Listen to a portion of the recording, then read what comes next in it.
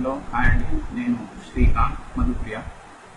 నా గురించి మీకు చెప్పాల్సింది ఏం లేదు, అన్నీ చూసారు ఎన్ని రోజులుగా మీరు.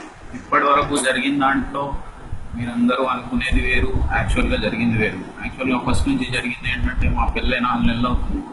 ఈ 4 నెలల్లో ఇప్పటి వరకు వాళ్ళ పేరెంట్స్కి 4 నెలల్లో ఎప్పుడూ నేను నచ్చలేదు. మా పెళ్ళి ఎప్పుడు అంత గొడవ చేసి పట్టుకెళ్ళారు తనని, అప్పుడు నచ్చలేదు. అప్పటి నుంచి ఇప్పటి వరకు ఒక్క రోజు కూడా నేను వాళ్ళకి నచ్చలేదు. ఈ 4 నెలల్లో కంటిన్యూస్గా తనకు ఫోన్ చేసి మాట్లాడుతున్నారే తప్ప ఒక్క రోజు కూడా నాకు ఫోన్ చేసి బాగా మాట్లాడింది లేదు.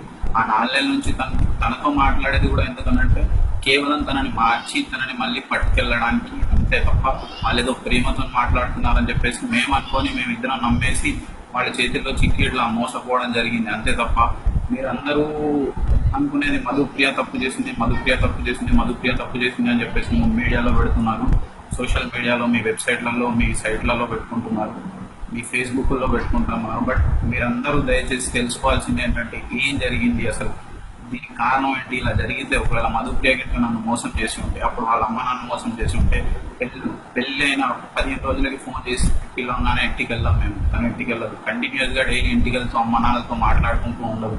వాళ్ళని మోసం చేసింది, నన్ను మోసం చేసింది అని అంటున్నారు. అప్పుడు వాళ్ళ అమ్మ నాన్న మోసం చేసింది, ఇప్పుడు శ్రీకాంత్ మోసం చేసింది అని అంటున్నారు.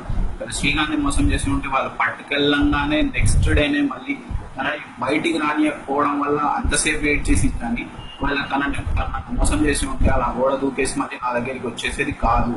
బట్ మాత్రం దయచేసి చెప్తున్నాను మీ అందరికీ, మధుప్రియ ఎప్పుడూ ఎవరిని ఎక్కడా మోసం చేయలేదు. ఆడదాని మనసులో సముద్రం అంత ప్రేమ ఉంటుందని చెప్పేసి అనుకుంటారు అందరూ, కానీ అంత ప్రేమని నేను మధుప్రియలో చూసా కాబట్టే ఇప్పటికీ ఇంత జరిగినా కూడా నేను ఎప్పుడూ తనని వదిలిపెట్టి ఉండాలని అనుకోలేదు, తను ఎప్పుడు నన్ను వదిలిపెట్టి ఉండాలనుకోలేదు. ఒకవేళ అలా అనుకొని ఉంటే ఇవాళ మేము ఇప్పటికీ ఇలా కలిసి ఉండేవాళ్ళం కాదు. గొడవ జరిగి 3 days అయింది, అంత దారుణంగా నన్ను కొట్టారు. అయినా కూడా నేను ఇంత తొందరగా ఇలా ఇప్పుడు రికవర్ అయిపోయాను, 90% నేను రికవర్ అయిపోయాను అంటే కేవలం తను నాతో ఉండడం వల్లే. ఇప్పుడు కూడా గొడవ అయిన తర్వాత కూడా ఒక అమ్మలా చూసుకుంటూ నా పక్కనే ఉంటూ 24 గంటలు నా పక్కనే ఉంటుంది, రాత్రిలో కూడా పడుకోకుండా నా పక్కనే ఉంటూ నన్ను చూసుకుంటుంది. కాబట్టి ఇంత తొందరగా నేను రికవర్ అవ్వగలిగాను. మీరు దయచేసి చెప్తున్నాను, మీకు చేతులు జోడించి మరీ చెప్తున్నాను, మీరు ఏదైతే పోస్ట్ చేస్తున్నారో ఆ పోస్టులు మీరు సరదాగా చేస్తున్నారో, టైంపాస్కి చేస్తున్నారో, మీకు తెలియక చేస్తున్నారు, తెలుసుకొని చేయండి. అలాంటి పోస్టుల వల్ల ఆ పోస్టులు చూసిన ప్రతిసారి మేము ఎంత బాధపడుతున్నాం, మా మనసులో ఎంత వేదన జరుగుతుంది అనేది ఎవరికి తెలియదు. దయచేసి చెప్తున్నాను, పోస్టులు చేసేప్పుడు కొంచెం ఆలోచించండి.